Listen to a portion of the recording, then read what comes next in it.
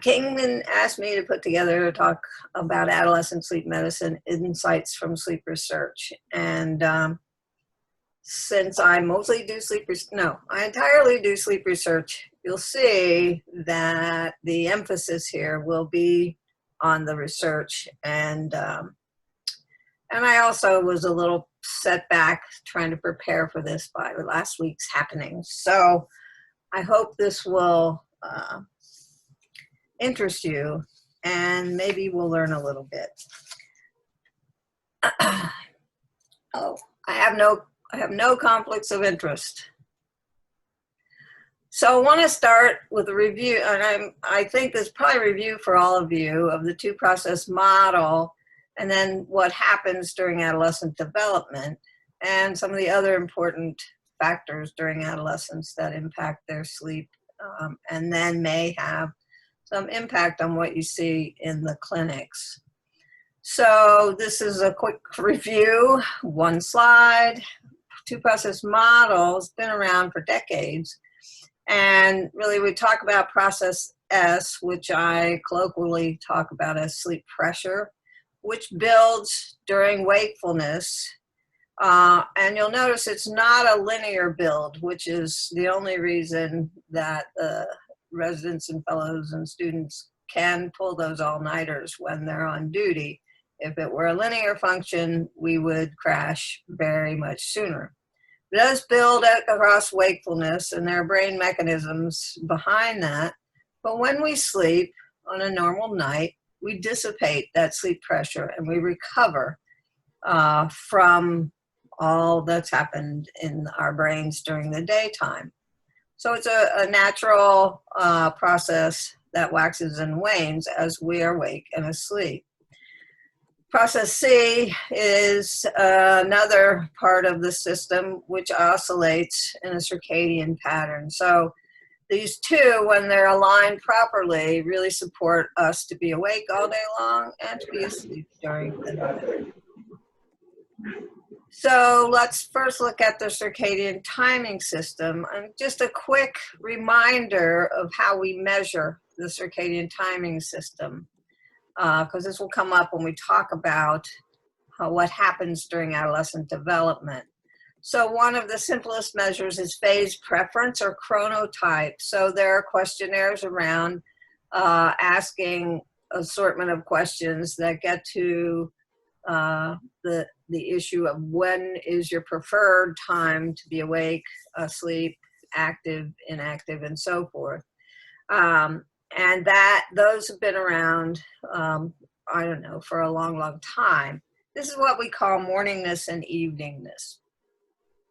Phase, so that's at specific points on your circadian rhythm. What time is it internally? And we'll be talking about dim light melatonin onset phase, which is a phase we can measure easily in children and adolescents. Period, now that's, different. That's the length of the internal day. And I say internal day because period, to measure period of the biological clock, we have to take the organism out of the natural environment, which is fixed to signals on a 24-hour day, and the internal intrinsic period will be exposed. In humans, that's a challenge to do. In hamsters, you put them in a dark cage with a wheel, and they get on their wheel whenever it is time to get on their wheel by their internal clock, which is almost never 24 hours. That's why the name circadian, as I'm sure you remember from your training, is circadian, about a day. Then phase response to light is an important component of the circadian system, since light is the primary zeitgeber. And so there are sort of rubrics, and we know a lot about the biological process whereby light will impact the timing of our rhythms differently depending on when it occurs. And then finally, the amplitude of our rhythms tells a lot about the signals and the functioning of this biological clock mechanism. So how we measure the system. So when we look at what goes on in adolescence, I love this slide from Till Roenberg's paper that he published in 2004, which actually the subtitle was a marker for the end of adolescence. This is his measure of chronotype, which is the mid-sleep time on free nights. So free nights are, for most of us, of the weekend nights, where we go to bed and wake up on more like our internal schedule rather than the schedule that's put on us by our work or school or other obligations. And so there's a bit of a complexity to the computation, but in simplest terms, these numbers here are the time of the middle of that sleep episode on free nights. And I think if you look across this and you look at the second decade here, you can see pretty clearly that there's a rapid, over that 10-year period, change in this mid-sleep on free nights. So in Roenberg's terms, this is really signaling the internal clock mechanism pushing to a later timing. So it's a delay. So from here, 10-year-olds, boys, where it's about 2:30 a.m. to 20-year-olds, where it's about closer to 5:30 a.m. So that's the middle of sleep. And I always like to remind people that midnight, the word midnight, is meaningful because it's the middle, it's meant to be the middle of darkness. And we're not on daylight saving time. It is the middle of darkness. And so we don't sleep with that middle of darkness as our mid-sleep phase. Almost never. There's been a few studies of people who go out and spend a few weeks in nature without any light, external artificial light, and they actually do move their sleep closer to the midnight being the middle of their sleep. At any rate, so this phase delay, this getting later and later across the second decade, has actually been seen in non-human mammals. And I point this out mostly to help me remember this isn't just, something that's going on based on our having clocks and lights and so on and so forth. This is really more of a core biological change, it seems. And so in addition to people, other primates, this is a diurnal rodent, lab rats, mice. The newest one is this marmoset that was found. And so this pattern seems to be a component of this developmental phase. So that pattern, I think, is clear, but we want to look a little deeper into what's happening to our circadian rhythms on a closer to a biological front. So just a reminder again, that's a few of the thousands of outputs of the circadian timing system are portrayed here from our cortisol levels, which are low during the day and early night, and then peak and start to rise before we wake up in the morning and peak in the morning hours. I always think of this as an example of anticipatory homeostasis provided by our circadian timing system, getting us ready to wake up in the morning. Our core body temperature falls at night, falls further if we're actually sleeping in this pink period, but this is a natural rhythm.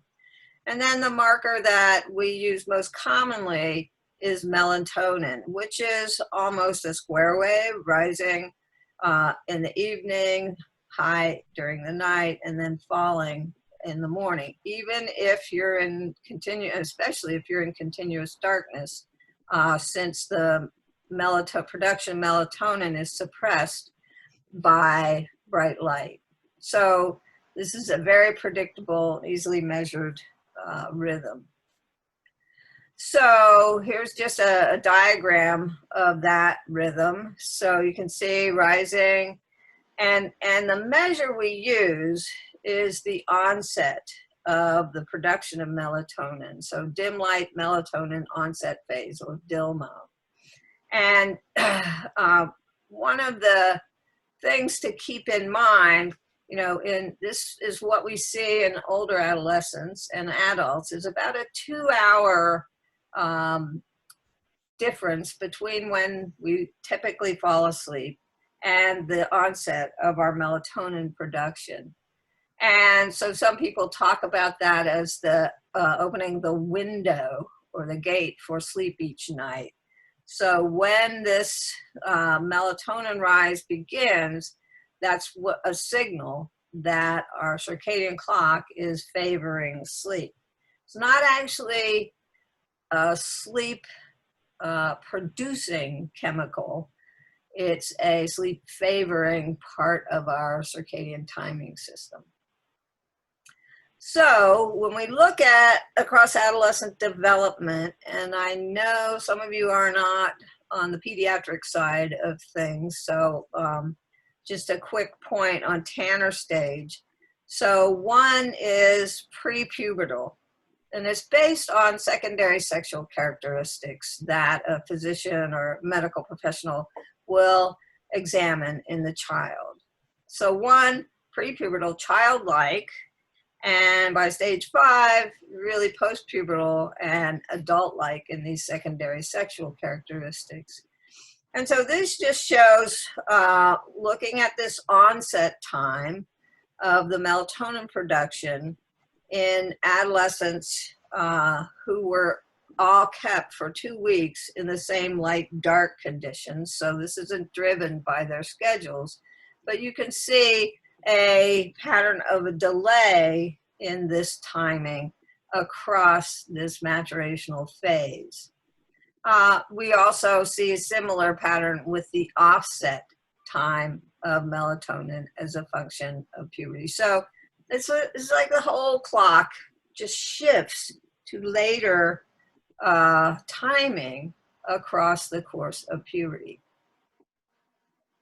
So why? What's going on? Well, we think part of it, and part of what could drive it, are the kids' changes in their light exposure. So if they stay up late, they'll get more light on the clock later in their day. And if they wake up late, they'll have less morning light. Why is that important? Well, this is what I was telling you about earlier. This well-known pattern of how light affects our circadian timing when it's expressed at different phases of our internal rhythm. So the sort of big picture summary is that evening light in the evening, will push our clock later, and light in the morning pulls it earlier. And that's really shown here. I mean, this is in circadian biology, this is a well-known image called the phase response curve to light. And so when light occurs in the middle of our daytime, these plots here at the top are day after day of rodent activity when they're in constant darkness. So that's that pattern of the clock not being exactly 24 hours.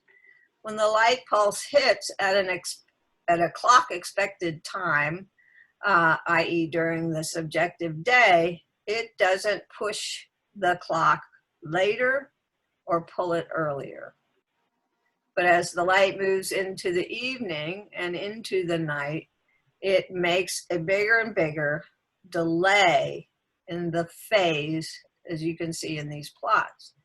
In other experiments, the light being placed in the morning pulls the clock earlier, and a little later in the morning pulls it earlier, but not quite so much. So, I mean, this is part of how, you know, people say, okay, when you fly across time zones, when you get there, get plenty of natural light, and that will help you adjust your internal rhythms to the local light dark. So what do we know about this system in adolescence? I mean, if you think about it, you could sort of do the mental experiment. And the question is, does light exposure differentially impact this system in adolescence? And our prediction would be that evening light exposure in prepubertal kids would have less of an impact than in postpubertal kids. Before we get there, this is just showing sort of what kids do. So this is bedtime from age 10 to 17 on weekends, and rise time, both getting later and later with age. More evening light exposure in the older adolescents, less morning light exposure as well. And then rise time on weekends, getting later. On weekdays, there's this thing called school that gets earlier for many kids when they hit high school or middle school.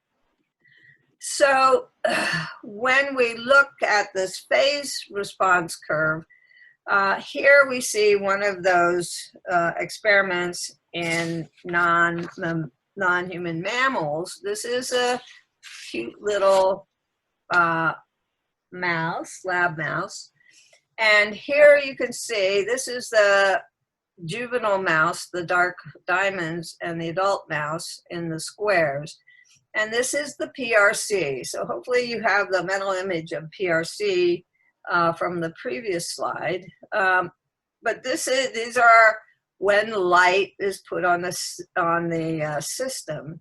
And here is evening, and here daytime and morning. And so you can see pretty clearly that in this animal model, the juvenile mouse responds much more briskly to this evening light signal than the adult mouse.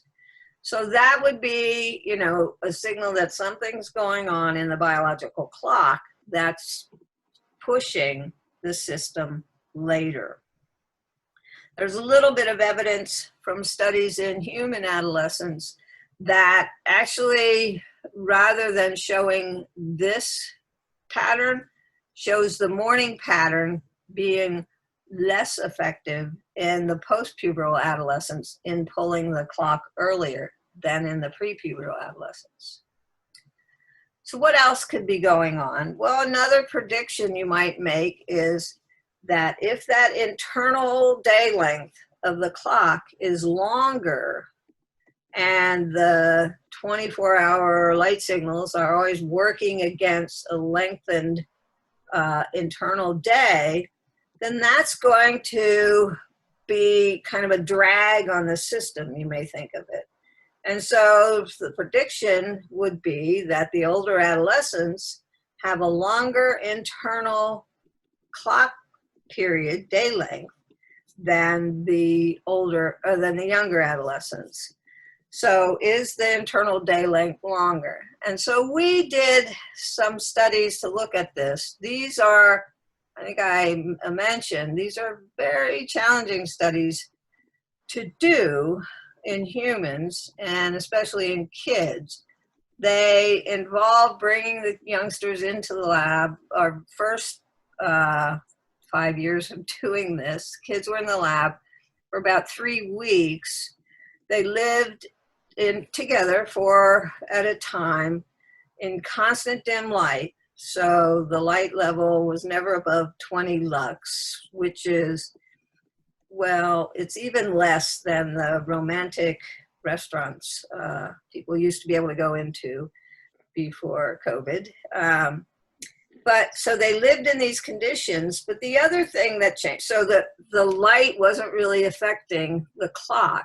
The other thing that changed was they were put to bed and awakened 4 hours later every day. So they were no longer scheduled to 24 hours. Under those conditions, this internal rhythm breaks free. And so we can measure the intrinsic period of the rhythms. And that's what you see here. So the middle of this is 24 hours. And then down here, it's a faster rhythm. And to the right is a slower rhythm or a longer period. And what you see, the adults were done in Dr. Seisler's lab. The kids show or distribute much more onto the longer period lengths. So that's some cross-sectional data that tends to support this longer intrinsic period. We did a different version of this study subsequently where we put kids, it didn't take as long to do because we put them on a very fast sleep-wake schedule. So they were sleeping 1.5 to 3.5 hour schedule. 3.5 hours awake, 1.5 hours asleep, again in these dim light conditions. And so they couldn't synchronize to the sleep-wake period, and their rhythms free ran. So we were able to capture kids more than once. So it had a bit of a longitudinal way about it. This should be purple, the dot here on the legend for Tanner's 3 to 5. But you can see in the adolescents a tendency overall for period to lengthen. And we had a group of adults, and the period actually tended to shorten a little bit across the early 20s. So again, a little support for this hypothesis that period may be longer in older adolescents. Oh, this is Dave Barker, who does our, he's our stats guy, our analyst. So what else? So I mentioned earlier the amplitude of the circadian rhythm could be part of what's going on. And in this case, we again would predict that the older adolescents would have a lower amplitude, so a lessened signal there. And when we looked at the melatonin rhythm across all the kids who we were able to collect saliva from all night long, that meant they pulled all-nighters. We saw indeed that the younger kids, the less mature kids, had higher amplitude of this signal than the more mature kids, which you see down here. As my former graduate student, Stephanie, summarized this work. So the circadian timing system seems to have a role in this delay of adolescent sleep. So phase delays, the light sensitivity seems to change. There's a longer intrinsic period, which can also delay phase, and there's a reduced amplitude of the clock that may dampen that signal for sleep. The result is that in adolescents, and this isn't 100%, this is on average, the late nights are favored, and late mornings are also favored as well. So I want you to keep this in mind, and keep in mind this circadian signal is really strong and really important, and we'll come back to that towards the end of our discussion this morning. So what about the sleep pressure system, the sleep homeostatic system? How is that altered during adolescent development? So we measure it in 3 ways. We can look at the slow wave sleep during the night. That's a big sort of output of this system. And we can look at the qualitative by looking at the sleep stages, We can also measure the slow wave EEG activity in quantitative ways. So doing a spectral analysis of the EEG and examining how it plays out across the night. And then we can also look at sleep propensity, which we measure with the speed of falling asleep. So this is just a reminder for those of you who look at the sleep records that there are huge phenomenological changes in the sleep EEG, in the waking EEG as well, across adolescence. So here you see a child whom we studied when she was Tanner stage 1 at age 10 and Tanner stage 5 at age 15. And, you know, using our pattern recognition, we can identify the sleep stages from these EEGs. But, you know, if you threw someone in cold, they would be hard pressed to say what the heck is going on here. But I think you all can recognize easily that what the heck is going on here is an overall diminution of the amplitude of the EEG signal. And that's thought to be related to the maturation occurring in the brain, including kind of this programmed pruning of cortical synapses, which makes sense since the EEG signal itself is based on the synaptic potentials in cortical neurons. So if there are fewer synapses, then guess what? There will be lower amplitude of this signal. That's a phenomenological change. It plays out in sleep, and this is, I forgot to point out, this is Layla Taroque, who was a postdoc here, and we still collaborate. This is Oscar Yenny, a developmental pediatrician who postdoced with us for a while, and he put together these data. So here in gray, you see our typical hypnogram with the sleep stages. This again is a child who we studied when she was 12, Tanner stage 1, and only 2 years later, Tanner stage 5. So the black sort of mountains, that's the slow wave activity that's been processed quantitatively. So our qualitative and our quantitative measures.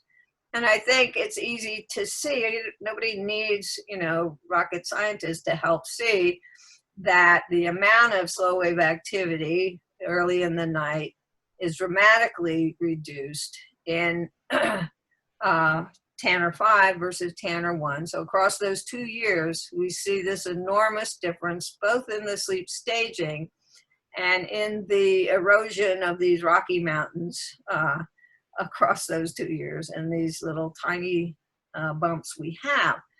But I think what's important to see, if you can derive with your eye the pattern that's occurring across the night, is that same slope we saw in the initial slide on the 2-process model with this decay of this marker of the homeostatic process across the night. And here, with the help of Peter Ackerman on the left and Oski, they did the modeling based on our data from kids pre and early pubertal versus post-pubertal kids in the lab.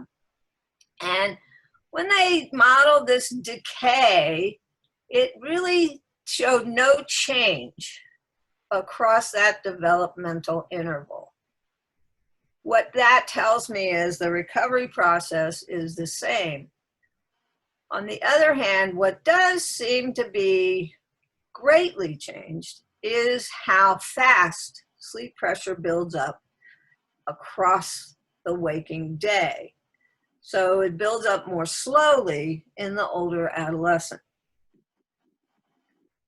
And so that, you know, that may be part of the system that helps kids when they're older stay up later. I mean, you've all probably seen you know, and this process doesn't just start in adolescence. You can think of your, preschool kids or your late stage kids who, can be active as you can imagine them. They sit down for 5 minutes, and if the sleep pressure has built up, which it does much faster in little kids, they'll fall asleep regardless of how much they really wanted to stay up. And, this is why preschool kids still need naps, because this pressure is building up much faster in them. So I mentioned the other way we could think of measuring this, and this is by looking at speed of falling asleep. So this was a study, Dan Taylor, who was an intern with us at the time, put these data together, looking at sleep latency on sleep latency tests that we had done in those same kids who we got melatonin and saliva samples from all night long. Looking at, again, here are kids at Tanner stage 1 and Tanner stage 5, what happens to their sleep latencies across this time. And where we see the biggest difference is here after they've been awake 14.5 to 16.5 hours. The more mature adolescents are staying awake longer. They don't not fall asleep, but they're staying awake longer. It's easier to stay awake than the younger adolescents. And then, after 18 hours, they all kind of punk out and fall asleep quickly. So in summary then, the recovery sleep process doesn't change. And that gives me the signal that the need for sleep is stable, which is supported by other kinds of experiments looking at, what happens when kids at different developmental stages are put into sleep restriction or sleep extension conditions. It really, the need seems to be, if you're looking at it experimentally, biologically, on average, about 9 hours and 20 minutes in age 10 and in age 17. So, and that's supported by this recovery signal from the homeostatic system. But the contrast to that is it's easier to stay awake longer. So the accumulation of sleep pressure slows. If it's easier to stay awake longer, then it's easier to enjoy those late nights. Nevertheless, the same amount of sleep is needed.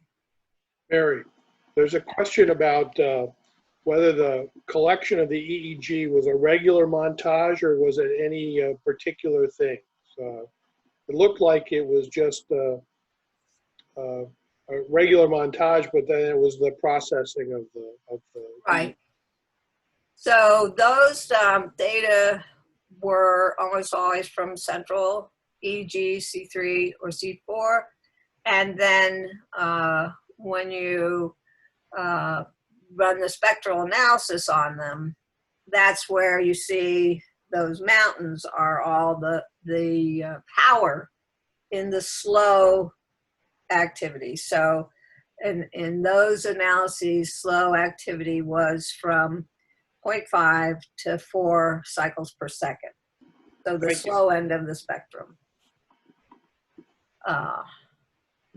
Yeah, some labs do the, like 256 EEGs. That's not us.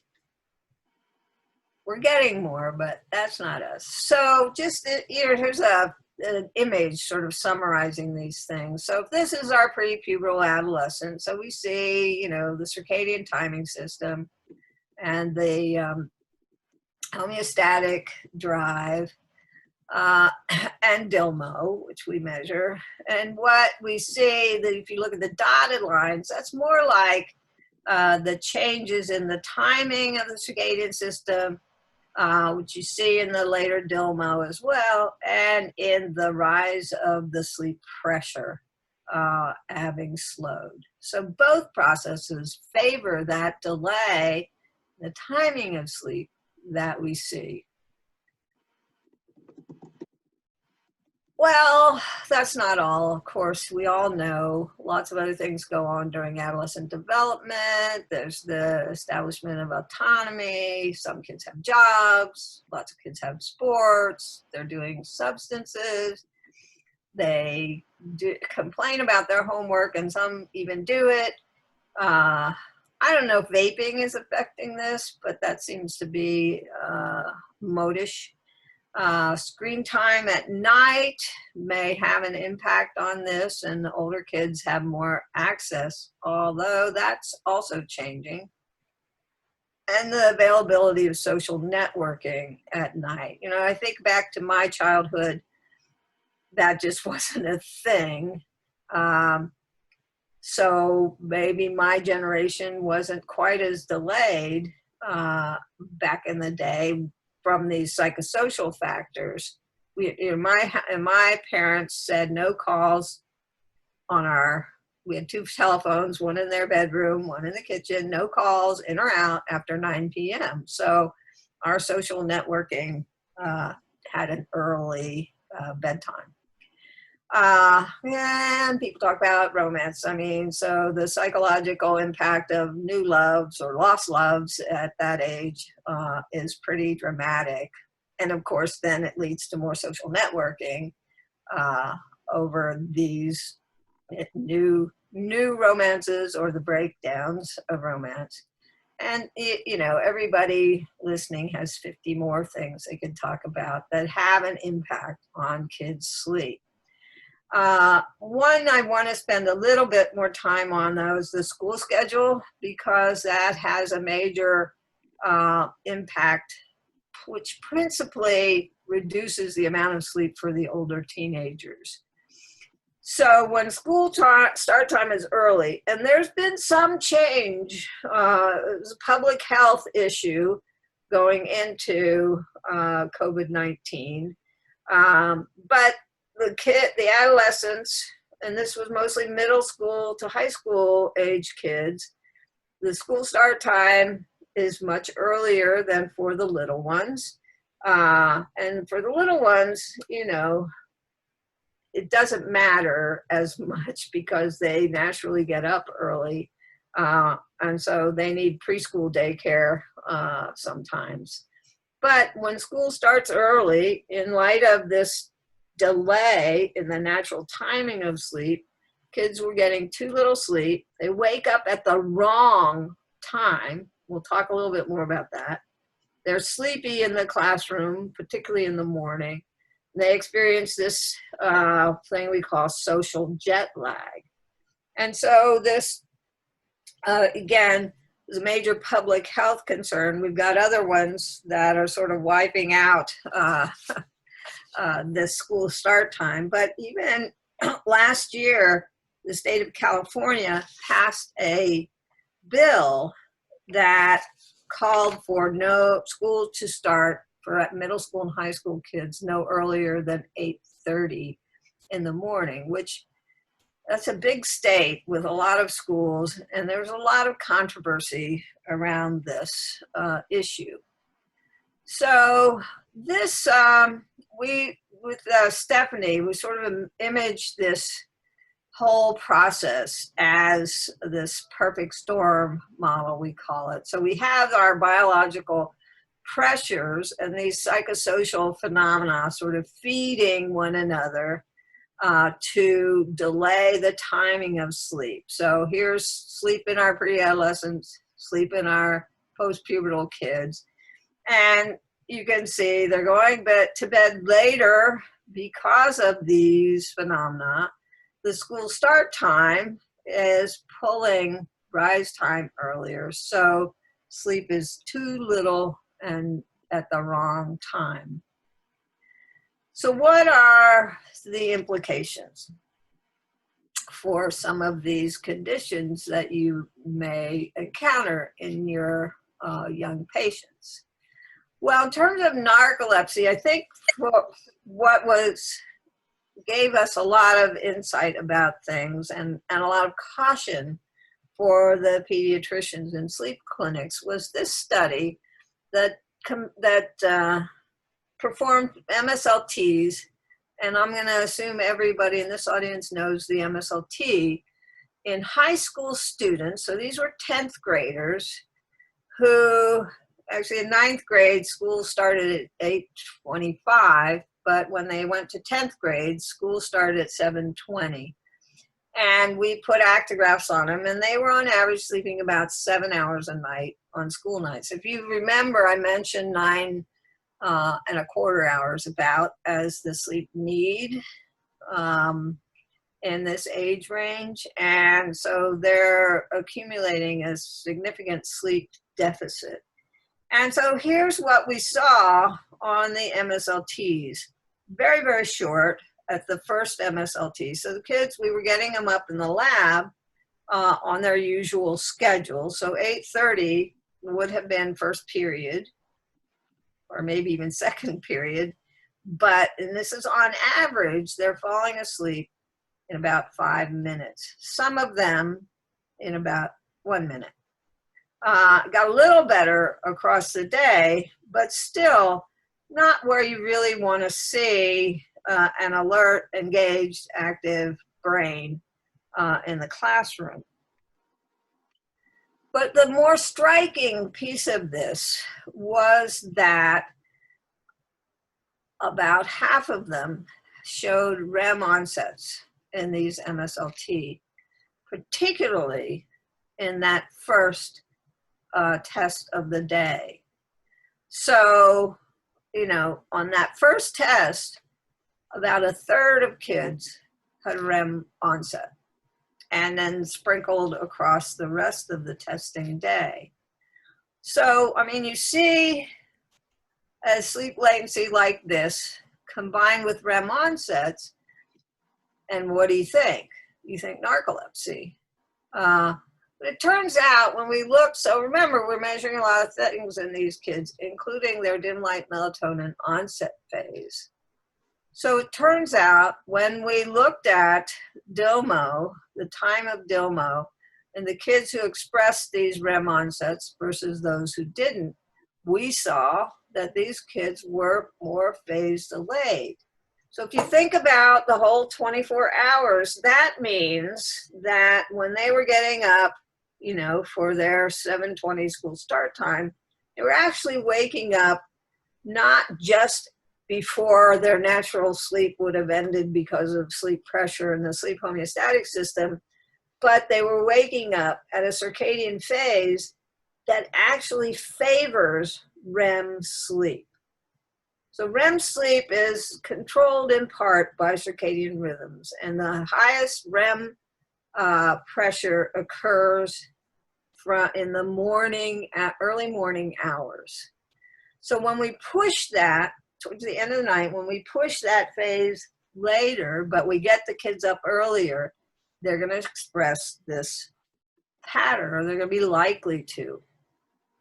So, you know, the implications then in the clinic are, if your kid's schedule combines too little sleep with early rise, then it may impact these lab findings and have kids expressing low sleep latencies and REM onsets, but not in the context of narcolepsy. So I think it's important to assure that the sleep before the MSLTs is adequate if you can. But then, you know, for adolescents, it's like your clinic assessment timing maybe should move later and not do the same schedule or routine that you have for your adult patients for these adolescents, because you'll be, you know, manufacturing REM sleep onsets artificially.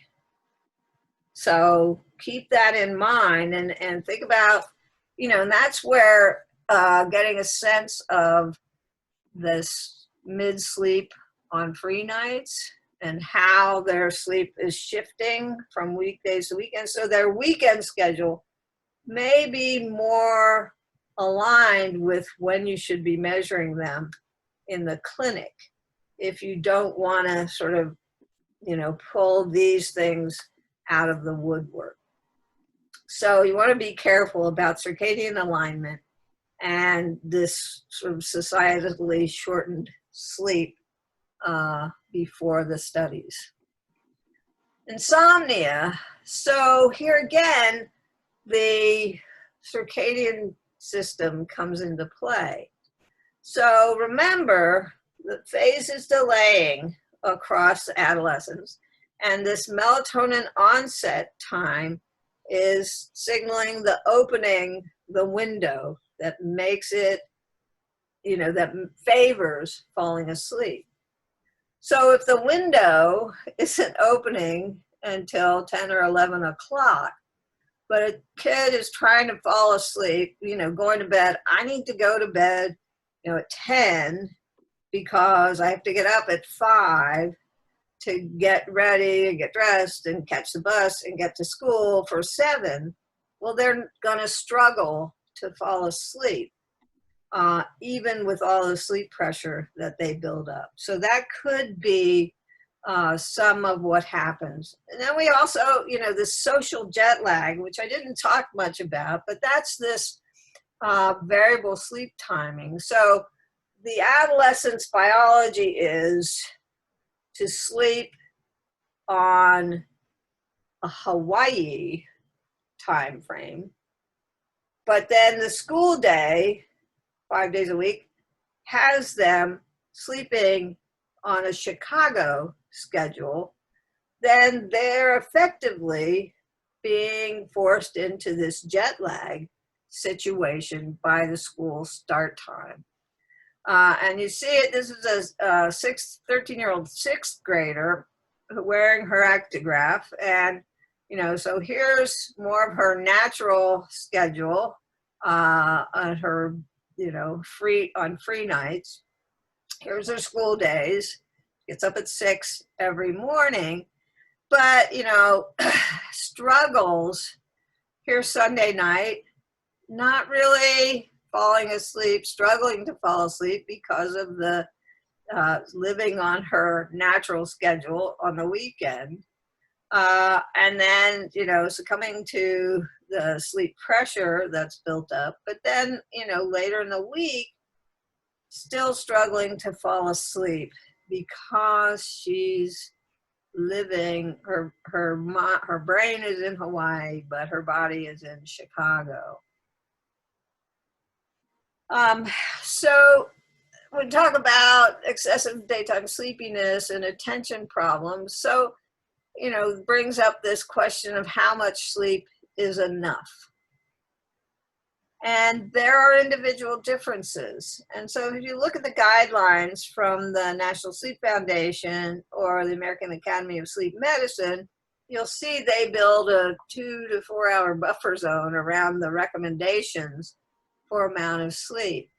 And again, I come back to what we and some of our colleagues have shown is what we think is sort of the modal sleep need in adolescence of around 9 hours. That even that isn't enough for some kids. And it's interesting to see. I've had, clinicians call me up, geez, we have this, 12-year-old who sleeps 12 hours a night and is still sleepy in the daytime. I think that's hypersomnia. Now, and the excessive sleepiness may come from that person not achieving their sleep need, or there is an underlying medical, neurological component. And I think there's still mysteries out there around these long sleepers in adolescence. And is it really sleep need, or is there something else going on? But one of the things when you're talking with your patients and their parents, the parents may not have a clue what the kids are really doing because they go to bed, because they got to get up and go to work in the morning as well. And the kids either get up after their parents think they're in bed or otherwise change their sleep. So or may be struggling to fall asleep because of their circadian rhythms, even though they're trying. And then we wonder whether napping during the daytime actually makes the sleepiness worse, primarily because of taking away sleep pressure that would improve sleep at night.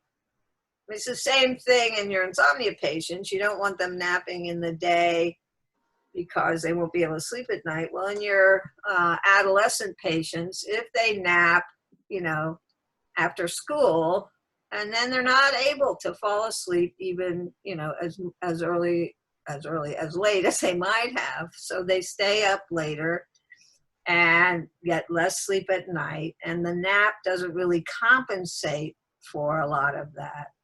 Then we also worry about caffeine being another contributing factor to excessive daytime sleepiness, which seems, to be contrary to what you might think caffeine is doing. But it turns out, the more sleepy kids report they are, the more caffeine they're drinking, but the caffeine isn't helping them be less sleepy. So there's this paradox there, which we would love to get funded to study, but we're struggling to get funding. I think, you have to worry about substances, and we don't typically think of caffeine when we think of substances that may be creating these problems, but it may be part of what's going on. And the attention problems, if kids are sleepy, it's hard for them to be attentive. And you see this play out sometimes even in the younger kids who their sleepiness in the day is a function of their breathing problems at night. And when you cure their sleep apnea, they get much better in the daytime. So the depression and mood problems, these are some epidemiologic data really showing the prevalence. So this is a big sample of issues with mood and self-harm in adolescents who are getting too little sleep. So here you have sleeping 7 hours, 6 hours, or less than 6 hours. The odds ratio for mood and self-harm 3 times greater. Another view of that, you can see down here that plotted out here for the kids getting 6 hours or less, which is not uncommon. And so mood problems, as well as all these risk-taking behaviors, which may come to your attention in the context of sleepiness, are part of this constellation of outcomes as a result of too little sleep. So insufficient sleep in kids, excessive sleepiness, impaired learning, impaired behavior regulation, substance use, auto crashes, which we didn't talk about, mood and suicidality, and then all of these other things that we think about that may be affecting their health. So I just, 1 minute since we're in the pandemic. This came across on the Pete Sleep posting yesterday from Bob Koach. He was talking about his adolescent patients that were referred for excessive sleepiness before lockdown. They're now better and reporting sleeping 10 to 12 hours a night. And his younger patients are now staying up all night gaming and sleeping all during the day. And Bob says the families don't seem to mind. And then complaining about trying to have Zoom visits with his patients, his young female patients who, they need to look good before they'll Zoom. So is COVID-19 better or worse? Well, in terms of the school start times, there certainly seems to be an improvement in social jet lag. It just disappeared. But, the downside of that is we're losing important signals to regulate the timing of other activities like eating and physical activity. So we don't know what's going to happen in the new school year. All bets are off. Any school district I mean, it's like they're playing with, a full checkerboard, trying to figure out what to do. I think, these new routines, when they come in, may be a challenge for your younger patients to adjust to. So I think you may see a reemergence of problems, issues, and complaints that will be new and different as kids are trying to readjust to going back to school, especially those kids staying up all night gaming. So I'm going to end there because I'm out of time. I'm a little over time. But the people I've seen seem to be very attentive, and thank you very much for inviting me again. And Carol, all the best in your move. I hope it's a moving experience. I'm sure it will be. And thank you so much for this presentation. I almost think it looks like it might have been recorded, and I think it'd be great to take this presentation and show it before the fellows start in pediatric sleep clinic, because this is all about pediatric sleep clinic. Everything you talked about today, the science, what people are struggling with, all your usual suspects, they're all here. So thank you so much for this wonderful presentation. Well, thank you, Carol. So I think what we're going to stay on just to talk if people want to make comments about Carol, but we first have some questions for Mary. If no one else really, I don't see any others, but I'm interested now, become interested in things like prehistoric sleep-wake patterns, or pre-industrial sleep-wake patterns in adolescence. And when I was studying, I studied anthropology in college, and we talked about the Plains Indians and the adolescent boys who did something called the backwards way, where they would sleep during the day and were really the guards at night, and that they had particular utility in whatever patterns they had. Well, I think, there's been some speculation on that as sort of, is there, an evolutionary purpose to this change in the system? And there's some, thinking back to sort of prehistory,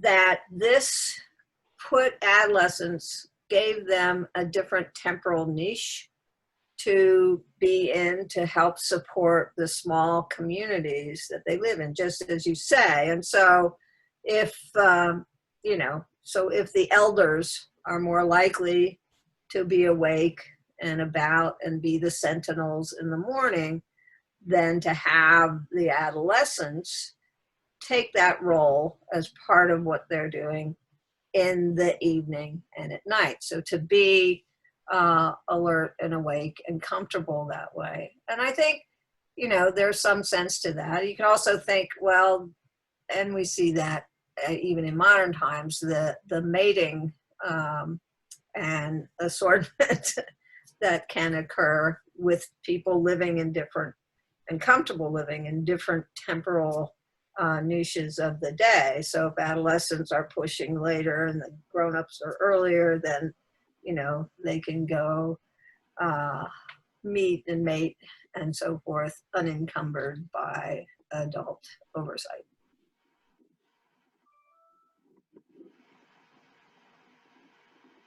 Okay. So, so Mary, you're welcome to stay with us to hear these hear people talk. I want to start off though with